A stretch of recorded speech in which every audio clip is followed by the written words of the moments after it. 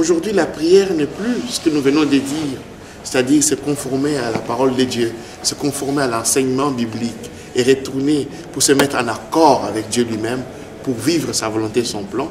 Mais la prière est devenue des moments des incantations un peu dans le style magique, ce qui n'est pas du tout le sens et le but de la prière. Alors, les gens ont mis à peu près n'importe quoi. Ils invoquent le feu. Ils envoient le feu sur leurs ennemis. Nous avons déjà parlé de délier les diables, nous n'allons pas y revenir 1000 fois. Ils y ont ajouté, invoqué des colonnes de nuée. Il y a à peu près n'importe quoi que vous pouvez imaginer comme bêtise. On retrouve cela dans la prière. Et c'est ça, c'est dangereux.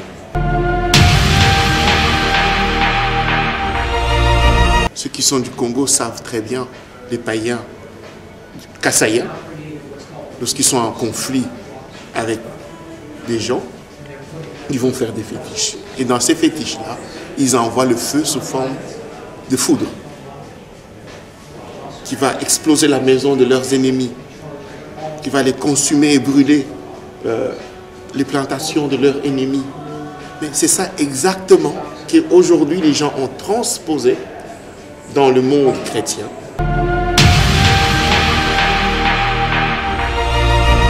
La vraie prière, c'est d'abord sa vie. Il faut que je comprenne cela, c'est une grande vérité.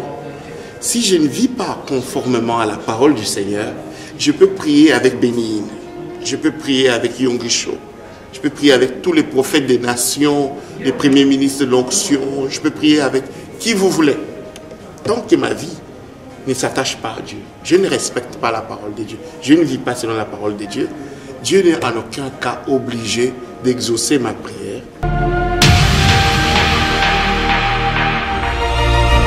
Les jeunes qui se réunissent pour invoquer la colonne de nuée, qui passent des soirées et des nuits à invoquer la colonne de nuée, ce n'est pas biblique.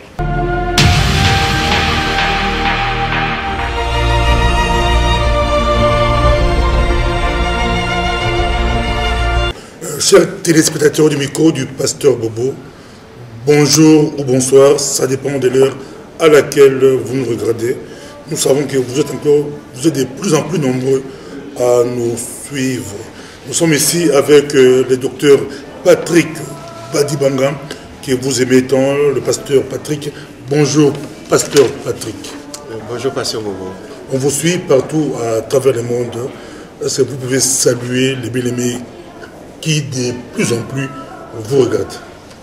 Nous saluons le peuple de Dieu où qui se trouve dans le monde entier et nous vous disons merci de suivre nos messages et de poser des questions.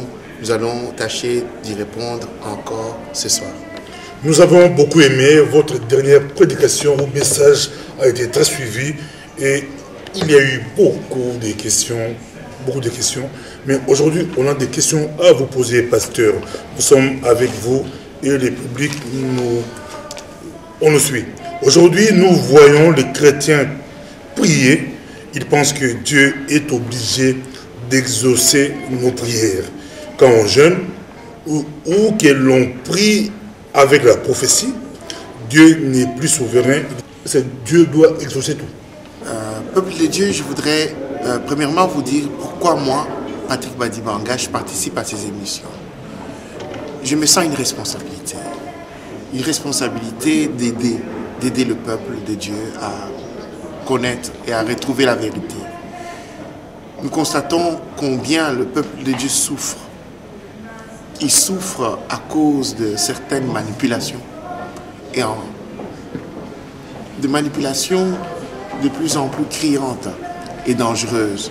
C'est pourquoi nous participons à ces émissions pour vous apporter un peu de lumière, un peu de connaissance, un peu de vérité dans la parole du Seigneur. C'est quoi la prière, Patrick? Pourquoi la prière? Vous savez, pasteur Bobo, nous devons retourner dans la Bible et voir ce que la Bible nous raconte. La Bible nous dit deux grandes vérités. C'est que Dieu, c'est le créateur du ciel et de la terre. Il est le maître de l'univers. Il est le Seigneur de toute la vie. Et celui qui se donne à Dieu, celui qui accepte Dieu, il est donc dans le cadre de celui qui est le Seigneur des Seigneurs, celui qui veille sur tout l'univers. Alors la prière, conformément à la parole du Seigneur, est très loin d'être ce que vous venez de décrire, d'essayer d'obliger Dieu. Vous m'avez posé la première question, je n'avais pas tout à fait répondu. Est-ce que Dieu est-il obligé de tout répondre, de tout exaucer comme prière? Certainement que pas. Mais par contre, la vraie prière, c'est cette façon d'abord, de cet homme qui accepte la parole de Dieu et qui commence à vivre selon les normes de Dieu lui-même. Lorsque quelqu'un se met en ordre avec Dieu, il a déjà fait la prière. Cette prière-là, c'est la prière vivante. Cette prière-là, elle n'a pas beaucoup de cris. Cette prière-là, elle n'a pas de gémissement. Cette prière-là, elle n'a pas de gesticulation, mais elle est vivante et elle est réelle. Ce n'est pas la prière verbalisée. Bien entendu, je ne suis pas contre la prière verbalisée. Il y a une prière verbalisée. Et la prière verbalisée, c'est cette démarche qui consiste à répondre à l'enseignement, à répondre à la vérité prêchée. Lorsque nous nous conformons à cette vérité, nous revenons à Dieu pour lui dire que nous acceptons de vivre son plan. Nous acceptons de vivre sa volonté. Là, nous faisons la bonne prière. Quelles sont, selon vous, les dérives dans les prières? Vous savez, Paul nous encourage dans la Bible et il dit ceci: soyez vigilants. Soyez vigilants dans ces domaines. Pourquoi? Parce que nous voyons que c'est un domaine très spécifique et dans lequel les gens ont fourré à peu près n'importe quoi. Aujourd'hui, la prière n'est plus ce que nous venons de dire, c'est-à-dire se conformer à la parole de Dieu, se conformer à l'enseignement biblique et retourner pour se mettre en accord avec Dieu lui-même, pour vivre sa volonté, son plan. Mais la prière est devenue des moments des incantations. Des incantations un peu dans le style magique. Ce qui n'est pas du tout le sens et le but de la prière. Alors, les gens ont mis à peu près n'importe quoi. Ils invoquent le feu. Ils envoient le feu sur leurs ennemis. Nous avons déjà parlé de délier les diables, nous n'allons pas y revenir 1000 fois. Ils y ont ajouté, invoqué des colonnes de nuée. Si ce n'est pas à boire de l'huile, il y a à peu près n'importe quoi que vous pouvez imaginer comme bêtise. On retrouve cela dans la prière. Et c'est ça, c'est dangereux. C'est pour ça que nous sommes là ce soir, pour aider les peuples de Dieu à retrouver le vrai sens de la prière. 1. La prière vivante. Ton style de vie. Quand tu vis selon la parole de Dieu, tu as déjà prié 99,99%. Le 1, le 0,01% si vous voulez, cela peut rester dans le verbalisé. Mais dans le verbalisé, c'est surtout glorifier Dieu, bénir Dieu, lui dire notre reconnaissance. Et puis effectivement, nous pouvons faire des prières d'intercession, nous pouvons faire des prières d'appel au secours, nous pouvons faire des prières de reconnaissance. Mais en aucun cas, nous pouvons obliger Dieu, ni en priant avec des prophètes, ni en priant avec l'huile, ni en priant avec des bougies allumées. Nous pouvons obliger Dieu d'agir, pour que Dieu il reste souverain. Pasteur Patrick, on le suit. D'où viennent les désordres? C'est au niveau de l'enseignement de la prière ou invoquer les feux pour que les feux puissent consumer les œuvres du malin? Est-ce que c'est répandre de l'huile sur des personnes ou du muscador? D'autres font avaler leurs fidèles du pétrole. D'où viennent les désordres? Il vient premièrement de cette soif du surnaturel, des sensations extraordinaires, ce que la Bible n'enseigne pas. Mais lorsque nous retournons dans la Bible, l'Église doit apprendre, et c'est mon message que j'essaie de passer depuis que nous avons commencé ces émissions, l'Église doit apprendre à retourner lire la parole du Seigneur. Les gens s'élèvent, ils ont envie d'impressionner leur monde. Et comment attirer l'attention sur moi? Il y a tellement de pasteurs aujourd'hui dans la ville. Si je veux impressionner les gens, il faut que j'apporte quelque chose de spécial. Pour prier, il faut se mettre dans des toges jaunes. Ça fait sensationnel, ça fait extraordinaire. Alors les gens viennent. Cette soif du surnaturel nous pousse à quoi? À des bêtises. Cette soif du surnaturel, cette soif aussi d'attirer les gens dans son église, dans son assemblée. Alors il faut leur faire boire du pétrole pour essayer d'attirer les gens.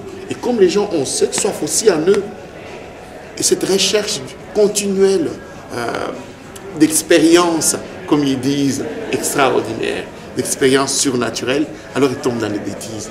Mais la Bible ne nous enseigne pas ça. La Bible, elle est simple. La Bible nous apporte la foi et la confiance dans le Seigneur. Si j'ai foi et confiance dans le Seigneur, je n'ai pas besoin de muscador. Je n'ai pas besoin de boire l'huile.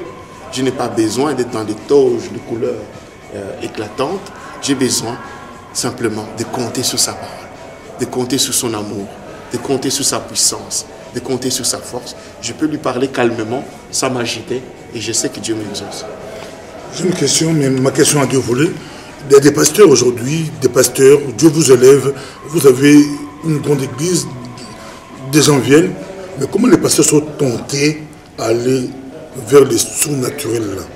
Et puis d'autre part, il y a aussi des fidèles, des églises, ils sont aussi tentés d'aller là où on fait des incantations. C'est un peu comme dans d'autres pays africains où si vous priez pour une personne et que vous ne l'avez pas mis, soit quelque chose extérieur, la personne ne sent rien. Il faut qu'il y ait soit du pétrole, du feu, des trucs extérieurs comme chez les féticheurs. D'où viennent ces tentations? J'ai déjà commencé à y répondre en disant il y a une multitude de serviteurs de Dieu actuellement. Les gens veulent se distinguer. Les gens travaillent pour leur carrière. Ils travaillent pour leur popularité. Ils veulent être connus. Alors pour être connus, il faut faire des choses qui sont différentes de ce qu'on fait chez X ou chez Y. Cette recherche de gloire aussi, les serviteurs de Dieu pensent qu'être élevé, c'est réunir 1000, 2000, 3000 personnes. Et des dieux, prêts à tout. Ils sont prêts à ajouter dans la Bible des pratiques qui ne sont pas bibliques. Ça, c'est du côté des serviteurs de Dieu. Mais du côté des fidèles, nous sortons d'une culture très fétichiste. La culture africaine, elle est fétichiste. C'est une culture animiste. Nous voulons animer toute chose. Nous donnons l'âme à une table, nous pouvons donner l'âme à un tronc d'arbre, nous pouvons donner l'âme à une nappe, à n'importe quoi. Nous sortons de cette culture. Alors les gens sont venus dans le Seigneur, mais ils n'ont pas subi la transformation de l'intellect, du cœur et de l'esprit. Et ils ont transposé, littéralement, leurs pratiques païennes dans le monde chrétien. Vous me parliez de prier en envoyant le feu. Et lorsque nous examinons cela de près, cela ressemble à quoi? Ça ressemble à ce que le païen, ceux qui sont du Congo savent très bien, les païens kassaïens, lorsqu'ils sont en conflit avec des gens, ils vont faire des fétiches. Et dans ces fétiches-là, ils envoient le feu sous forme de foudre qui va exploser la maison de leurs ennemis, qui va les consumer et brûler les plantations de leurs ennemis. Mais c'est ça exactement qu'aujourd'hui les gens ont transposé dans le monde chrétien et ils veulent devenir féticheurs autant que les kassaïens païens qui ne connaissent pas Dieu. Or, cette pratique, lorsque nous la regardons à la lumière de la parole du Seigneur, elle ne tient pas debout. On nous dit que Élie a envoyé le feu à ses ennemis. Oui. On nous dit qu'il avait invoqué le feu devant le prophète de Baal. Oui. Mais lorsque cette question est posée à Jésus-Christ lui-même par ses apôtres, oui, nous avons des ennemis, nous voulons invoquer le feu comme Élie l'avait fait. Quelle a été la réponse du Christ? Et Christ n'a jamais été d'accord, compris en envoyant le feu à ses ennemis. Et je voudrais encore ajouter ceci, Pasteur Bobo. Si nous devons copier exactement tout ce que le prophète Élie a fait, mais il n'a pas fait qu'envoyer le feu. Il a pris aussi une épée Il a été coupé la tête de tous ses ennemis. Mais faisons la même chose aujourd'hui alors. Descendons dans les villages où nous avons les sorciers qui nous envoûtent, qui nous ensorcellent. Prenons l'épée, coupons la tête de tous ces gens-là. Vous voyez où nous en arrivons? Djihadistes. Nous devenons dans l'extrémisme. Nous ressemblons exactement à ce que nous dénonçons aujourd'hui dans d'autres religions, dans d'autres dérives, où les gens prennent une épée littéralement pour couper la tête. Et c'est ce qu'Élie avait fait. Aujourd'hui, même dans nos chansons, il y a des chants que nous chantons, des grands musiciens même congolais. Pour ne pas le citer, il y a Alain Moloto qui chante « Quittez sa moto, quittez sa moto » pour détruire les œuvres du diable. Et donc ils diront que quand vous parlez de l'épée là, pour couper la tête des ennemis, mais c'est l'épée spirituelle. On fait des prières spirituelles avec l'épée spirituelle pour couper la tête. On fait descendre le feu, c'est spirituellement, c'est pas le feu physique. Comment tu peux répondre à cela? Mais vous savez, pasteur Bobo, moi je vais bien tout entendre. Mais pour que je sois d'accord avec une pratique, il faut qu'elle soit biblique. Tant qu'une pratique n'est pas biblique, je ne peux pas être d'accord. Quel que soit le nom qui est derrière, non. Quel que soit le nom qui est derrière, même si c'est un évangéliste qui remplit les stades entiers. Je ne peux pas être d'accord avec une pratique simplement parce qu'elle est de plus en plus populaire, parce qu'elle est de plus en plus pratiquée par des gens. Vous avez même des gens qui se disent nés de nouveau, mais qui prient en suivant des pratiques qui ne sont pas bibliques. Non, parce que tout le monde fait comme ça maintenant. Ah non, je ne peux pas prier et terminer ma prière sans envoyer le feu. Ben, si ce n'est pas biblique, quel que soit celui qui est derrière, quel que soit le nombre de gens qui pratiquent cela, ils sont dans l'erreur. Ce n'est pas biblique.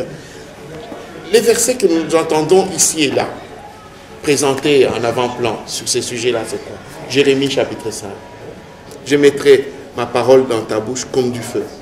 Il faut retourner dans le contexte. Le contexte sur lequel le peuple de Dieu se détourne de vrais prophètes, comme Jérémie s'attache aux prophètes qui leur enseignent des mensonges. Dieu parle à Jérémie, lui dit, je mettrai ma parole dans ta bouche comme un feu. Mais il s'agit de son jugement. Donc le feu là, c'est la parole. C'est la parole. Mais la parole sous forme du jugement qui va tomber sur le peuple de Dieu parce qu'il s'est détourné de Dieu. Pour le comprendre, vous retournez dans Jérémie chapitre 4, il est dit déjà, purifiez vos cœurs, circoncisez vos cœurs, sinon ma colère s'abattra sur vous comme un feu, et sans que personne ne puisse éteindre le flamme. Et vous retournez dans Ésaïe, partout, cette symbolique de feu fait allusion au jugement de Dieu, lorsque le peuple de Dieu se détourne de la face du Seigneur. Mais il ne nous est pas demandé à nous de demander que le feu consume nos ennemis. Déjà, vous savez, pasteur Bobo, le message du Christ, nous sommes dans la nouvelle alliance. Le message du Christ dans la nouvelle alliance, c'est un message d'amour, c'est un message de paix, c'est un message d'assurance dans le Seigneur. Que nous dit Jésus-Christ?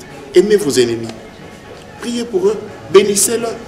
À aucun moment, Jésus nous demande, même d'une façon spirituelle, entre guillemets, comme vous dites, de prendre une épée, d'aller couper les têtes, ou de prendre du feu, aller consumer leur maison. Aujourd'hui, ceux qui pratiquent ces choses-là, ce n'est pas imagé. Hein. Ils veulent vraiment que le feu brûle leurs ennemis, que le feu détruise leurs ennemis. C'est en contradiction parfaite avec le message du Christ. Un enfant de Dieu, né de nouveau aujourd'hui, il est dans la nouvelle alliance. La nouvelle alliance, c'est l'amour, c'est la paix. Le fruit que le Saint-Esprit dépose à nous, c'est l'amour. Je ne peux pas être plein d'amour en moi et prier pour quelqu'un, même quand il me veut du mal, et demander que le Seigneur le détruise. Non. Moi, je l'ai béni et Dieu s'en charge. Dieu sait exactement ce qu'il doit faire. Je l'ai déjà dit dans d'autres émissions. Moi, chrétien, mon travail, c'est d'être conforme dans la parole du Seigneur, de compter sur lui. Si lui va aller s'occuper de mon ennemi en l'écrasant, c'est Dieu qui fait ce qu'il veut. Mais ce n'est pas à moi, chrétien, de demander le feu pour brûler mon ennemi. Ce n'est pas biblique. Quel que soit le nombre de personnes qui pratiquent cela, quel que soit les noms que vous pouvez mettre derrière, tant que ce n'est pas biblique, ce n'est pas correct. Maintenant, c'est à la mode au Congo. Aujourd'hui, les pasteurs ou les prédicateurs doivent sortir de leur corps. Vous allez aux États-Unis, vous allez en Amérique, en Afrique, mais vous êtes ici vivant. On fait l'émission ici avec le docteur Patrick, le pasteur Patrick, mais en même temps, tu es ailleurs, ton corps sort ailleurs. Et ils disent même, ils prétendent même que si votre pasteur n'arrive pas à sortir de son corps, c'est que votre église est vraiment à côté de l'évangile. Vous devez quitter cette église si votre pasteur n'arrive pas à expérimenter le phénomène sortir de son corps. Pasteur Bobo, je vous réponds, ces gens-là, ils ont regardé beaucoup de films de fiction. Ils ont beaucoup regardé la télé et ils ont beaucoup apprécié les films fantastiques. Mais c'est à la mode, c'est vraiment, il y a beaucoup de jeunes pasteurs. Mais c'est malheureux qu'on appelle ces gens-là pasteurs, parce qu'ils n'ont rien à voir avec les pasteurs. Et c'est même honteux. Et ils ont des foules, ils ont des fidèles, ils les suivent. Oui, oui, c'est malheureux. C'est pour ça que nous faisons ces émissions, pour éclairer le peuple de Dieu. Peuple de Dieu, je vous en supplie et je vous recommande par la miséricorde du Christ, si votre pasteur, quel que soit son nom dans la ville ou dans le pays, s'il vous apporte quelque chose qui n'est pas conforme à la parole du Seigneur, il est en dehors. Il est dans l'erreur. Le Christ ne nous a jamais, mais alors jamais demandé dans la Bible de faire des expériences, de sortir de son corps. Il nous a demandé de crucifier notre corps par rapport au péché. Nous sommes ensevelis avec le Christ. Nous avons crucifié notre corps ensemble avec Jésus-Christ. Et nous commençons une nouveauté de vie, une nouvelle vie par le Saint-Esprit dans la parole du Seigneur. Nous vivons en nouveauté de vie avec un nouveau statut, enfant de Dieu, en Christ, unis à lui, à la droite du Père. Nous vivons dans le domaine céleste, à la droite du Père, mais nous ne sortons pas de mon corps physique actuellement. Je suis encore dans ce corps. Nous sommes dans notre corps actuellement. Il ne faut pas qu'ils confondent la notion d'une vie céleste à la droite du Père en Christ. C'est par notre union à Jésus-Christ que cette vérité-là s'applique. Je ne sais pas s'ils font allusion à ça, mais l'expérience de sortir de son corps, ça c'est le film fantastique. On suit, je rappelle que le pasteur Patrick est docteur. Quand je l'appelle docteur, il est médecin, il est anesthésiste ici en Belgique. Il a terminé ici en Belgique. Pasteur Patrick, une question par rapport à votre métier de médecin. Vous l'avez développé dans l'émission La pratique médicale et la foi chrétienne. À l'hôpital, quels sont les principes que vous respectez pour la guérison des patients? Est-ce que c'est un peu comme à l'église, les pasteurs peuvent tester d'autres méthodes pour atteindre ou bien pousser des personnes au salut, ou vous, dans votre domaine, c'est vraiment réglementé? Je dirais qu'il y a une rigueur scientifique qui consiste à respecter le principe scientifique. D'abord, la démarche médicale, c'est d'abord une démarche selon les connaissances du moment. C'est très différent de la démarche biblique aussi. Parce que la démarche biblique consiste à retourner et se conformer à ce qui est déjà dans la Bible. On ne peut pas réinventer la Bible. Par rapport à la science, il y a une évolution. C'est-à-dire, il y a des choses qu'on a découvertes aujourd'hui qu'on ne connaissait pas il y a 5 siècles. Donc, les traitements peuvent évoluer selon la connaissance du moment.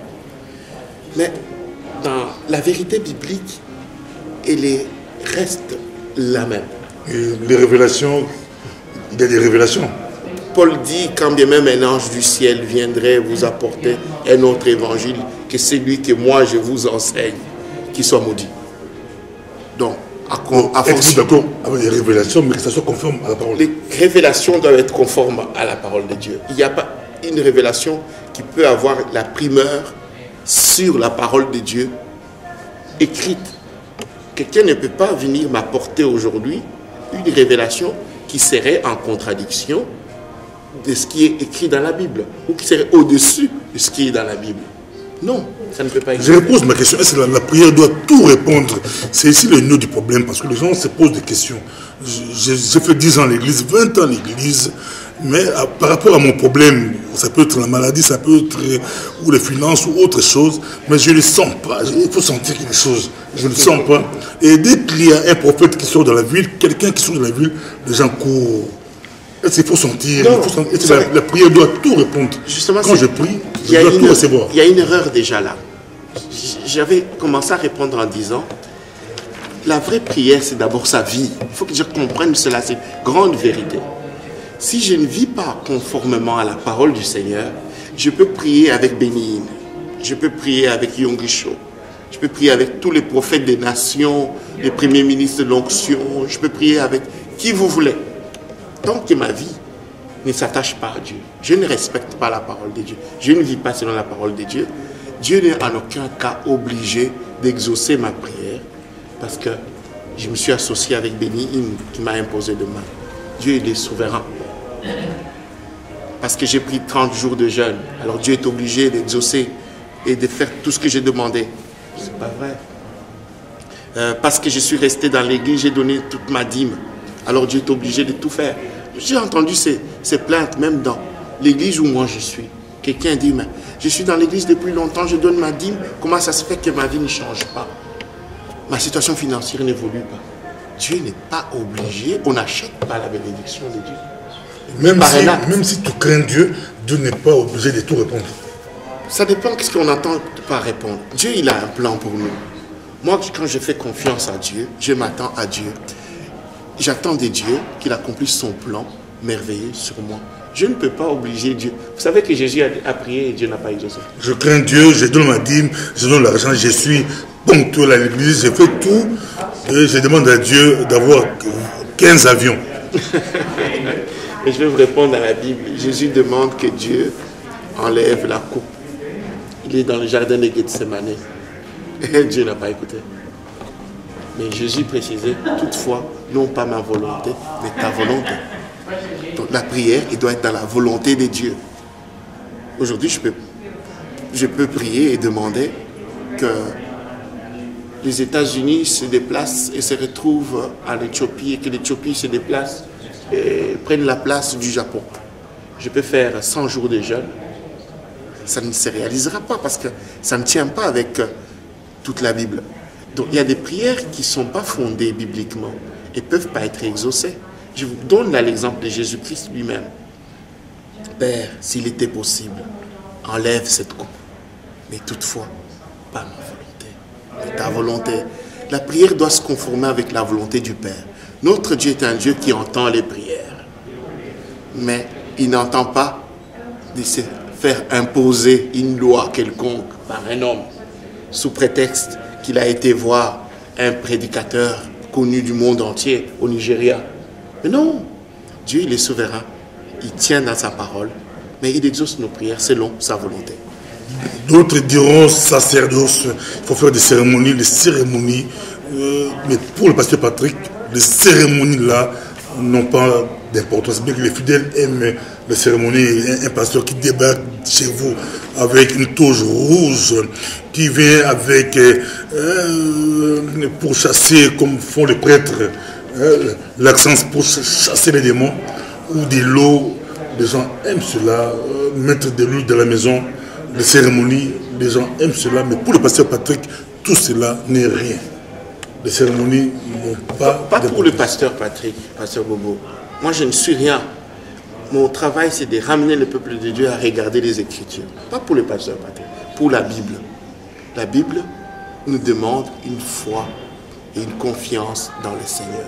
Nous devons avoir foi et confiance en notre Dieu. Dieu n'a pas besoin d'agiter un drap pour guérir quelqu'un ou pour exaucer ma prière. Dieu n'a pas besoin qu'on secoue la poussière ou qu'on fasse une cérémonie quelconque d'allumer. Dieu n'a pas besoin de ça. Dieu il est dans sa parole. J'ai prié. Je m'accorde à sa parole. Je demande à mon Dieu d'agir dans ma vie selon sa parole. Dieu il est fait. Il n'a pas besoin de cérémonies et de rituels. Il n'y a pas de place de rituels dans la Bible. Si quelqu'un les trouve, qu'il me le montre. Quelqu'un m'a posé une question qui vient de l'Angleterre, pour poser au pasteur Patrick, question, où se trouve l'onction, la puissance, ou qui atténue l'onction? C'est vous qui prêchez, il faut respecter les textes, la parole, ou les gens qui apportent les cérémonies, l'onction, les pratiques des cérémonies, où se trouve l'onction? Des fois, il y a des confusions. Quand vous prêchez la parole, d'autres diront que s'il n'y a que la parole, il n'y a pas d'onction. Il faut voir, il faut que les peuples puissent sentir quelque chose. Hein? Je sens une puissance. Donc là, où se trouve l'onction? Qui atténue l'onction? Une question. Vous savez, pasteur Bobo, de Londres. J'insiste sur notre démarche. Notre démarche, c'est de ramener le peuple de Dieu à connaître réellement le vrai Dieu. Les Congolais aiment l'onction. Ça dépend ce qu'il met derrière le mot onction. Si le mot onction se résume à faire des petites gesticulations, à dire que je sens une chaleur qui monte dans ma jambe, si l'onction c'est quand on prie, quelqu'un tombe par terre, et cette onction-là, moi je n'en veux pas. Yes. Un pasteur qui débat, qui fait tomber toute la salle. C'est pas ça l'onction. Si ces mêmes personnes qui sont tombées le lendemain reviennent encore tombant et tu regardes leur vie, il n'y a aucune transformation. S'il était malhonnête, margoulin, menteur, il l'est toujours autant qu'avant de tomber par terre, alors il est où l'onction? Ça c'est du théâtre. C'est du théâtre, c'est des cérémonies, c'est de l'hystérie. Vous savez, ces gens-là qui tombent par terre et qui souvent c'est de l'hystérie. Les jeunes des gants aiment beaucoup le pasteur Bobo et le pasteur Patrick. Ils m'ont dit, nous aimons ce pasteur-là. Quand ils parlent, ils sont jeunes, mais ils vous aiment, ils vous regardent, ils vont regarder sûrement cette émission. Pasteur Patrick, aujourd'hui, c'est vraiment, il y a beaucoup plus de déviations, beaucoup plus de déviations. Il fallait que tu puisses éclairer, bien éclairer l'opinion. Pour vous, il est temps de replacer la parole. Absolument, absolument. Ma démarche, elle est simple. Ouvrir la Bible et regarder. Ce qu'on m'enseigne, est-ce que c'est conforme? Si ce n'est pas conforme, ce n'est pas vrai. Alors sortez de là. Si on vous dit des choses qui ne sont pas conformes, cela ne peut pas conditionner votre manière de vivre. Ce qui est conforme à la Bible, oui, doit motiver votre manière de pratiquer votre foi. Les jeunes qui se réunissent pour invoquer la colonne de nuée, qui passent des soirées et des nuits à invoquer la colonne de nuée, ce n'est pas biblique. Il n'y a aucun passage où on nous demande d'invoquer la colonne de nuée. Vous croyez à la puissance de Dieu? Je crois à la puissance de Dieu, dans la souveraineté de Dieu. Et la puissance de Dieu, nous l'expérimentons tous les jours, sans besoin d'agiter un drap. Et comment vous expliquez quand Israël marchait au devant d'eux, il y avait une colonne de nuée qui suivait? Ça peut aussi être interprété spirituellement. Oui, mais est-ce que les enfants d'Israël s'étaient mis à genoux pour demander à Dieu envoie une colonne de nuée? Ou c'est Dieu qui a mis ça de lui-même? Et d'abord, ça symbolisait quoi? La présence de Dieu qui conduisait son peuple. Mais aujourd'hui, nous sommes au-delà de cela. Nous avons plus que cela. Nous avons la présence de Dieu à nous. Eux, ils avaient la colonne de nuée devant eux. Ils devaient attendre que la colonne bouge pour qu'ils bougent. Ils étaient conditionnés à quelque chose de visuel, de visible. Mais aujourd'hui, nous avons une dimension, nous sommes une dimension au-dessus. Nous vivons une époque formidable, une époque de grâce. Une époque où nous n'avons plus besoin de colonne de nuée, parce que nous avons Dieu lui-même en nous. Par son esprit, il habite en nous. Il n'est plus seulement parmi nous, mais il est en nous. Et nous voulons faire marche arrière pour demander la colonne de nuée devant nous, alors que nous avons le maître de la colonne de nuée à nous. C'est toujours bien de vous écouter. Nous sommes presque à la fin, mais il y a un phénomène là, surtout dans notre milieu, nous chrétiens congolais. Nous croyons que l'adoration, c'est quand vous priez, vous mettez votre chant, le chant, ça c'est le moment d'adoration. Oh, adorer, ça peut aussi être quand nous évangélisons, quand nous travaillons. en famille, mais l'adoration c'est beaucoup plus... D'où viennent ces déviations-là? Essayez d'expliquer l'adoration, parce que vous parlez de la prière, vous aimez la prière, mais vous êtes contre les déviations. Oui, vous savez, la même démarche, il faut retourner dans la Bible. L'adoration, c'est rendre un culte à Dieu. Nous rendons un culte à Dieu déjà par notre style de vie. Notre style de vie adore Dieu. Lorsque je vis selon la parole de Dieu, j'adore Dieu. Mais lorsque je vis en contradiction avec la parole de Dieu, j'ai beau mettre une musique douce autour de moi et dire que maintenant j'adore. Je n'adore pas du tout Dieu. Parce que ma vie est en contradiction. L'adoration, c'est rendre un culte à Dieu. L'adoration, ce n'est pas une musique douce. Et puis Dieu n'écoute pas des prières spécialement parce qu'on a mis une musique douce et qu'on dit que là on adore. Non. Dieu, il regarde comment je vis. Est-ce que ma vie l'adore? C'est ma vie qui adore Dieu. Ce n'est pas la musique douce qui adore Dieu. Et ce n'est pas des sensations qu'une musique douce peut me procurer et que je dis, là, je suis en train d'adorer Dieu. Ce n'est pas vrai. C'est un mensonge. C'est une mauvaise compréhension de la Bible. Et sentir la chair des poules dit que là, maintenant, je suis dans l'adoration. Non, ce n'est pas ça. Ou alors quelqu'un aussi qui a mal compris ça et qui croit que, bon, j'ai des problèmes, alors j'aimais la musique chrétienne, je commence à adorer, alors j'adore beaucoup, alors Dieu va agir. Mais c'est une mauvaise compréhension de la parole. Tu n'adores Dieu que lorsque tu vis la parole de Dieu. Tu n'adores Dieu que lorsque tu es en conformité avec sa parole, avec sa volonté, alors tu rends un culte à Dieu. C'est cette adoration-là qui est la vraie prière. Et quand tu es dans ces conditions-là, Dieu ne peut qu'agir dans ta vie. Mais selon sa volonté, selon son plan. Et ce qu'il te donne, c'est ton jardin de délices. Merci beaucoup, Pasteur Patrick. Beaucoup croyaient que les chants, quand les musiciens chrétiens chantent, ce sont des paroles d'évangile. Ils respectent les chants des musiciens chrétiens à la lettre, mais les paroles de leurs pasteurs, ils peuvent dire, mais quand ce sont des chanteurs, des musiciens, c'est vraiment respecté. Oh, tu essaies de dire aux musiciens chrétiens, quand vous composez, il faut respecter les textes bibliques. Pas qu'aux musiciens et aux pasteurs. Les musiciens, lorsqu'ils chantent, ils doivent se conformer à l'enseignement biblique. Les pasteurs, quand ils donnent des messages, ils doivent se conformer aux Écritures. Nous ne pouvons pas réinventer la Bible. Arrêtons de faire cela. Si vous avez encore au moins une petite part de crainte de Dieu en vous, bien-aimés, je vous en supplie, retournez dans les Écritures. Arrêtez d'égarer le peuple de Dieu avec des sensations, une recherche continuelle des sensations. La prière, Dieu, il est simple. Dieu, il est doux.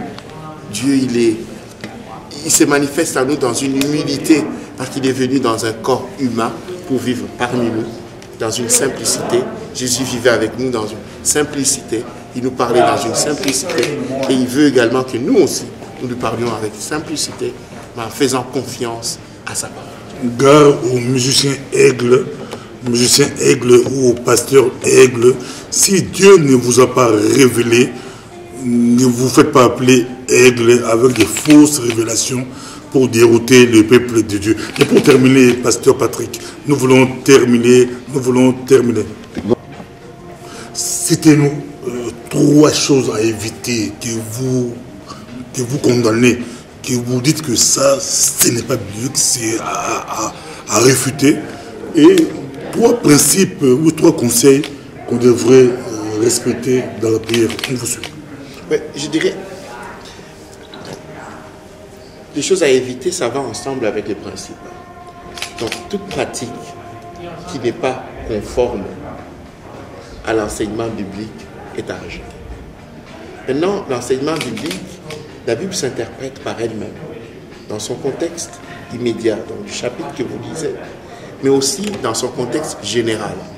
Donc je ne peux pas tirer un verset du chapitre et du contexte général de la Bible et en faire une vérité avec laquelle je vais parcourir le monde entier et inventer comme ça une pratique nouvelle. 2, nous ne pouvons pas substituer l'enseignement biblique par une démarche personnelle du genre « Dieu m'a dit ». Quelqu'un qui est à bout d'arguments, il va dire « Le Saint-Esprit m'a dit ». Vous prenez la même personne là, vous la mettez en face de vous. Vous lui demandez, expliquez-moi comment le Saint-Esprit vous a dit. Une voix audible, une vision. Il ne saura pas vous dire exactement, mais il va rester à vous dire, le Saint-Esprit m'a dit, donc c'est comme ça. Donc, il n'y a pas d'argument d'autorité en sortant la carte de Dieu m'a dit, le Saint-Esprit m'a dit. Tout doit être biblique. Tout doit être conforme à l'enseignement biblique. Donc toute pratique qui est en dehors de cet enseignement est à rejeter. Moi je pense que le peuple de Dieu, il doit connaître une maturité. Il doit s'exercer à lire et à connaître l'enseignement. Et l'onction, vous me parlez de l'onction tantôt, suivre l'onction, oui, mais l'onction c'est quoi d'abord? Le rôle de l'onction qui est la présence de Dieu, la présence du Saint-Esprit, l'onction en nous nous enseigne. L'onction nous est donnée par Dieu, d'abord pour nous enseigner. Mais si quelqu'un n'est pas enseigné, mais croit qu'avec des sensations, des gesticulations, et c'est ça l'onction, je crois qu'on est très loin de la pratique biblique dans toute sa vérité. Et ceux qui diront qu'on a besoin de la Bible sont des textes bibliques. Justement, c'est ce que je vous dis, il faut alors retourner dans le contexte du texte biblique. Les textes bibliques doivent respecter, l'interprétation d'un texte biblique doit respecter le contexte immédiat du chapitre, du livre. J'ai pris dans la Bible. Mais tu as pris, quand on dit à Jérémie que ma parole sera dans ta bouche comme le feu. Tu as pris quand Élie a invoqué le feu pour consumer le sacrifice qui était sur l'autel devant le prophète de Baal. Mais cela ne cadre pas à demander que le feu aille brûler ton ennemi qui est dans ton village natal. Donc tu es hors contexte. Un texte pris hors contexte, il sert de prétexte. Une maxime française que je dis presque à toutes les émissions. Nous ne pouvons pas prendre prendre ça hors contexte dans la Bible. En quel moment on l'applique? Dans quelle alliance? Quelqu'un m'a dit dans l'émission précédente, en posant une question, en disant « Oui, mais Élie a envoyé le feu dans d'autres occasions que lors du sacrifice devant le prophète de Baal. » Oui, il l'a envoyé. Mais dans quelle alliance? Dans la nouvelle alliance, Jésus dit « Non, ne faites pas cela. Mais vous aimez vos ennemis, priez pour eux, bénissez-les. » Nous devons rester dans le contexte. C'est capital. Tant qu'on n'aura pas le respect du texte dans son contexte, on va tomber dans les dérives que nous dénonçons. Et les pasteurs qui ont prié pour la CAN, les pasteurs qui font des jeûnes et prières au Congo, la RDC va remporter la CAN avec des jeûnes et prières. Nous avons vu les résultats. Les églises ont prié. Nous avons vu les résultats, mais je profite de cela pour vous dire... Donc Dieu a exaucé les Ivoiriens. C'est une pratique profane déjà. Le football, c'est un exercice profane qui n'engage pas toi, Dieu. comme pasteur, tu ne peux jamais demander à votre intercession pour prier pour... Alors je vais jouer et je vais aussi demander à Dieu d'exaucer ceux qui jouent aux dames pour que ce soit celui-là qui gagne, ceux qui jouent au jeu d'échecs, que ce soit Kasparov qui gagne et pas l'autre. Vous voyez ce que je vous disais? Nous avons transposé les pratiques fétichistes. Le chrétien est devenu féticheur. De nos jours, le chrétien est devenu le féticheur Kassayan qui envoie la foudre à ses ennemis. De nos jours, le chrétien est devenu féticheur. Il est devenu mort-mort, on va le voir, pour que l'équipe gagne. Aujourd'hui, le pasteur est devenu féticheur. Au lieu d'annoncer la parole du Seigneur, il annonce, il fait des incantations. Vous savez, la prière chrétienne, ce n'est pas des incantations magiques. Trois concepts pratiques pour terminer. Après la prière, on vous suit. 1. La vraie prière, c'est la prière vivante, c'est-à-dire le style de ma vie. Donc je dois me conformer à la parole, c'est ça ma prière. 2. Quand j'ai prié, je m'adresse à Dieu pour me conformer à sa volonté, en lui faisant confiance que ce que lui prévoit pour moi, c'est mon jardin de délices.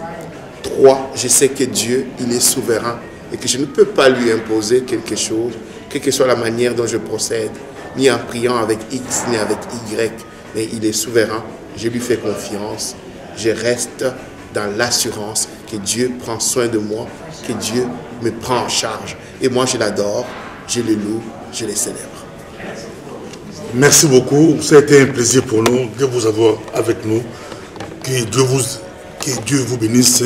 Nous espérons que vous avez aimé comme d'habitude. À la prochaine. Merci, pasteur. Merci, Pasteur Bobo. Que Dieu vous bénisse.